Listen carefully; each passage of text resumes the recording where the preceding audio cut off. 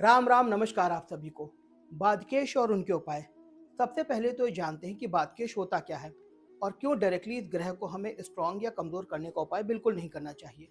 हर लग्न कुंडली में एक ग्रह बादकेश होता है। जैसा कि आप नाम से ही समझ गए होंगे कि वो प्लैनेट जो हमारे जीवन पर्यंत हर काम में बाधा डालने का काम करता है। चर लग्न अर्थात मेष, कर्क, तुला और मकर लग्न की कुंडली में 11th हाउस का लॉर्ड बादकेश होता है। द्वि स्वभाव लग्न अर्थात मिथुन, कन्या, धनु और मीन लग्न की कुंडली में 7th हाउस का लॉर्ड बादकेश होता है। स्थिर लग्न अर्थात वृषभ, सिंह, वृश्चिक और कुंभ लग्न की कुंडली में 9th हाउस का लॉर्ड बादकेश होता है। ध्यान रहे, हाउस का लॉर्ड बादकेश होता है, उस हाउस में बैठा ग्रह बादकेश नहीं होता। बादकेश की सबसे बड़ी प्रॉब्लम यह होती है कि ना तो डायरेक्टली इस ग्रह को हम दान करके या इसके कारक वस्तुओं को दबा करके इसे कमजोर कर सकते हैं, ना ही इसको बलि करने का उपाय करके हम इसे स्ट्रॉन्ग कर सकते हैं। ऐसा इसलिए क्योंकि हमारी जन्म कुंडली के ऐसे हाउस का स्वामी होता है जिसकी हर हाल में हमें आवश्यकता होती ही होती है। इनफैक्ट इसके बिना हमारा काम नहीं चल सकता।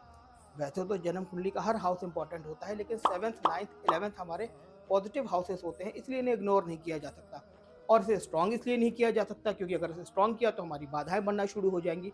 ऐसी अवस्था में बादकेश के आपको मैं ऐसे 3 उपाय देने जा रहा हूँ जिनको करने से बाधाएं भी कम होंगी और यही बादकेश ग्रह आपको पॉजिटिव रिजल्ट भी देगा। सबसे पहला तो यह है कि बादकेश ग्रह का रुद्राक्ष हर व्यक्ति को जरूर धारण करना चाहिए।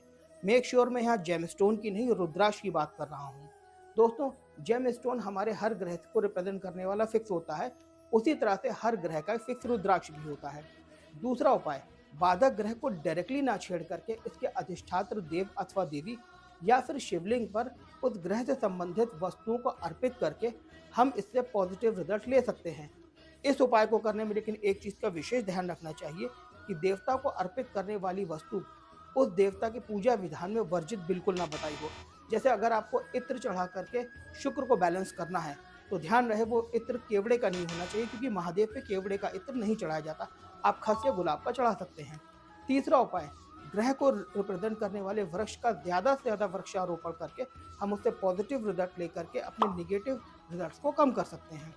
अगर आपकी भी इसी प्रकार की कोई समस्या है, अगर आप अपनी जन्म कुंडली का विश्लेषण कराना चाहते हैं तो मेरे नीचे दिए हुए व्हाट्सएप नंबर पर मैसेज कर सकते हैं अपनी वास्तु विजिट के लिए, अपनी कंसल्टेंसी के लिए। और अगर आपको मेरा चैनल और वीडियो अच्छा लग रहा है तो please like, share and subscribe कीजिए और मेरे नीचे दिए हुए फेसबुक एंड इंस्टाग्राम अकाउंट को भी ज़रूर फॉलो कीजिए।